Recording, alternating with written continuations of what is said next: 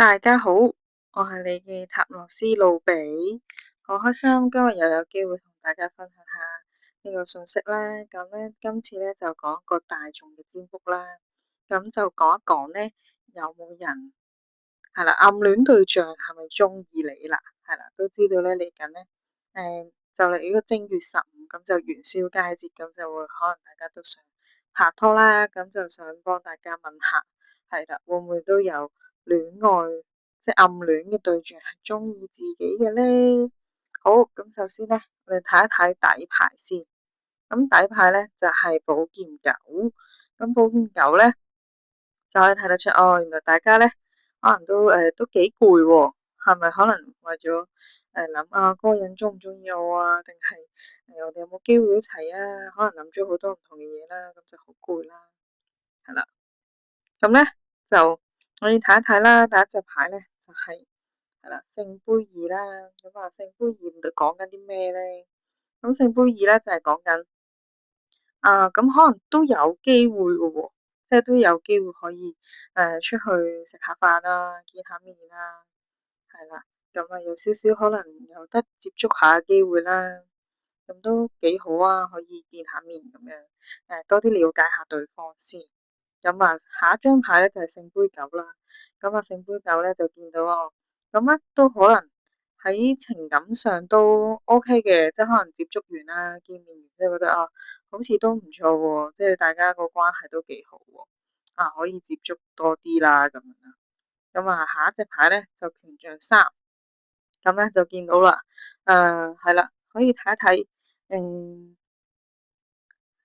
權杖三嘅感覺咧就係可能。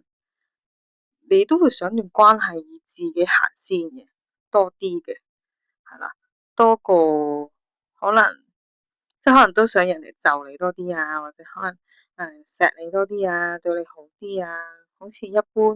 可能男女關係入邊想個男士錫自己多啲嘅關係多啲嘅，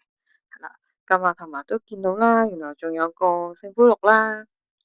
係啦，聖杯六嘅話就可能係有機會係你有其他嘅對象都追求緊你啦，係啦，即係可能一啲舊相識嘅人啦，可能舊同學啊、舊同事啊，都可能會即係都傾慕於你咁樣嘅，咁都有機會睇下會唔會有多於一個人可能可以選擇咁樣。係啦，咁啊又或者可能係你暗戀個對象，佢都有機會可能中意另一個人，係啦，咁可能中意另一個人嘅時候，可能佢都會追求另一個人啦，即係可能就算你哋有機會一齊出去食飯咧，咁但係都可能佢都同時間，即係佢都即係追緊唔同嘅人啦，係啦，咁都可以望一望啦，係啦，咁所以如果後尾可能知道咗可能類似嘅呢啲咁嘅事之後咧，咁可能就會有聖杯四啦，咁就會可能有啲唔開心啦，因為知道原來你中意嗰個人，但係唔代表嗰個人都最中意嗰係你咯，可能佢都有其他選項，其他人可以揀咁樣，係啦，咁咧都可以睇下啦。咁啊，其實我哋呢副牌咧唔係淨係喺男女關係嘅，咁可能唔同嘅性別啦，或者可能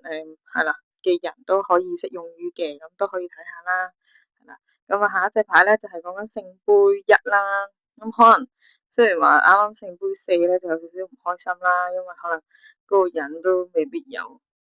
咁專心於自己，係啦，即係可能都有其他人嘅選項，可能會有得揀啦。咁啊，而家呢個世界真係都可能，當有桃花嘅時候，通常都唔止一朵噶嘛，所以就可以即係再睇下你暗戀嘅人其實係咪都中意自己，或者係咪啱自己咧？咁可能都係一個好好嘅時間去思考下呢樣嘢啦。咁啊，聖杯一，我諗呢張牌嘅意思就係專注翻喺自己身上啦。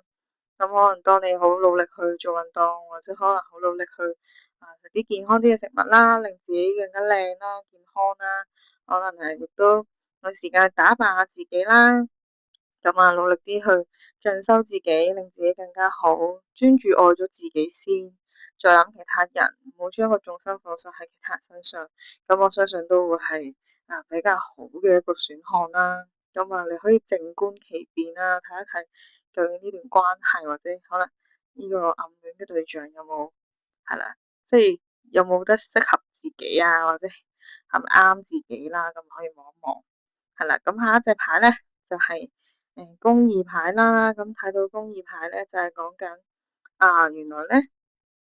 係啦，原來咧我哋都係要攞翻個平衡啊。即係可能你嘅生活入邊唔係淨係得呢個暗戀嘅對象啦，或者可能戀愛呢樣嘢啦。咁如果你將個重心放晒喺暗戀，可能或者一啲戀愛入邊咧，咁你個生活就會失去咗平衡啦。咁可能會影響到你自己個人嘅情緒啊、工作啊，或者可能你生活嘅一啲模式都會改變咗啦。令到自己都好辛苦啦。所以就見到下一隻牌咧，就係權杖十啦。咁權杖十嘅意思咧就係當你可能將個重心咧放晒喺人哋身上，你自己就會好辛苦啦。因為可能你都冇時間去打理自己啦，令自己可能睇落去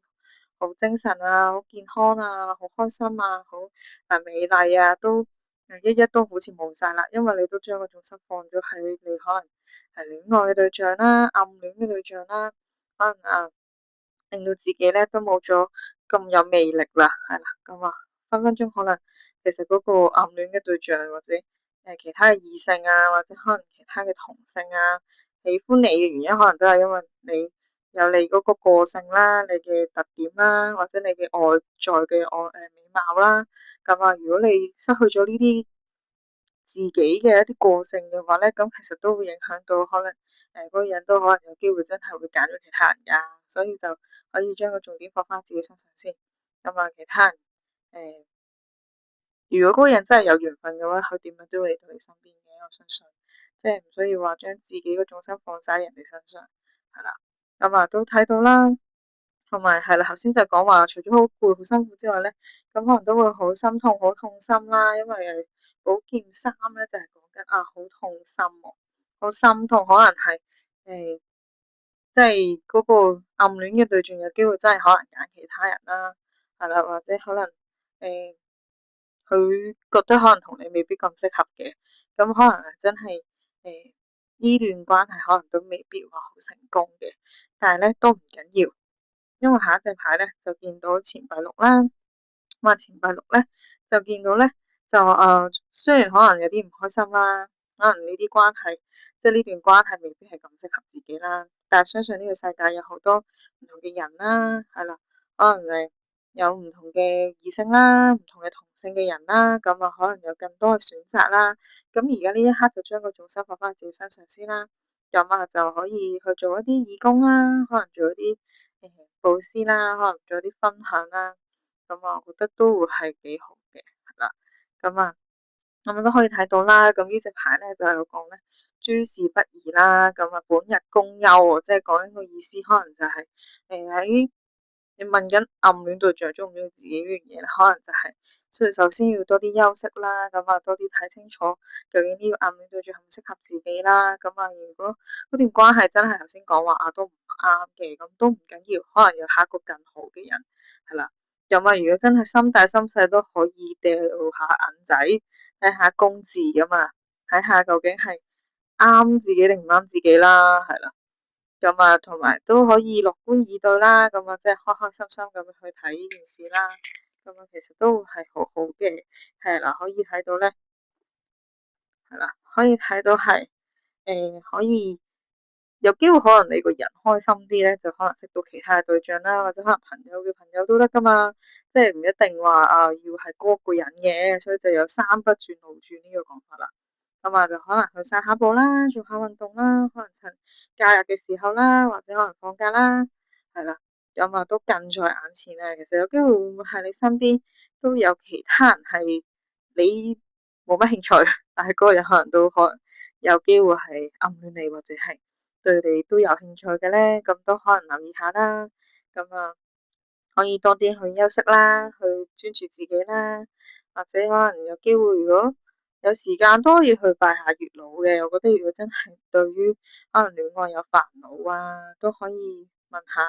係啦，唔同各大嘅廟宇嘅月老殿啦，可以去拜一拜月老，睇下邊個先係最適合自己嘅姻緣啦。最尾有隻牌咧就係留白喎。留白嘅意思我諗應該就係就唔好諗得太多啦。咁可能有陣時唔諗，就反而會出現咗一個啱嘅人喺自己身邊，係啦。咁啊，如果呢個暗戀嘅對象唔啱，都唔緊要，可以有下一個更好嘅。係啦，咁啊，都相信自己，無論幾多歲嘅自己，都係最好嘅自己，都最愛自己啦。首先你要令自己個人開心。咁啊，令自己變好，令自己變靚，令自己變得更加好，咁啊，自然都會揾到一個同你一樣係咁好嘅人，係啦。可能佢都係好努力去進修自己，又好努力喺外表上都 keep 得自己好好嘅人，咁啊，都祝福大家都可以喺呢個元宵佳節嘅時候揾到一個適合嘅對象啦，係啦。咁啊，如果都暫時未揾到嘅話，都唔緊要，都可以繼續令自己變好，咁就會揾得到噶啦。咁啊，祝福大家啦！咁如果有需要嘅話，都可以係啦，揾我做一個個人嘅占卜啦，可以問下愛情啦，因為都好多人問，即係揾我幫手問愛情嘅問題啦，咁都好準嘅。係啦，佢哋都係咯，即係有啲可能分咗手又復合翻，咁可能有啲又問下啲戀愛對象中唔中意自己啊，咁可能又有啲人可能就真係。真係可以問完之後好成功喎，咁原來嗰個人真係中意佢嘅喎，咁樣都有嘅，咁啊如果有需要都可以揾我問下啦，係啦，好多謝咁多位，咁啊祝福大家啦，都身體健康，開開心心，咁啊都個個靚女都越嚟越靚啦，係啦，靚仔咧都越嚟越型啦，係啦，祝福大家，多謝。